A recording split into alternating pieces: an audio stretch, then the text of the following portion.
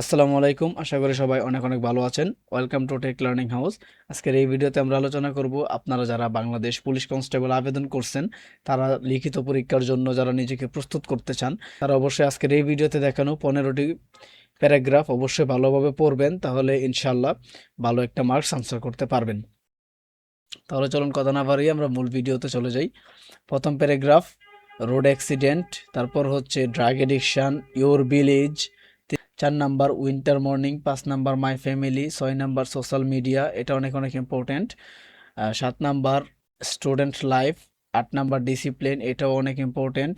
9 number use of computer, এটাও important.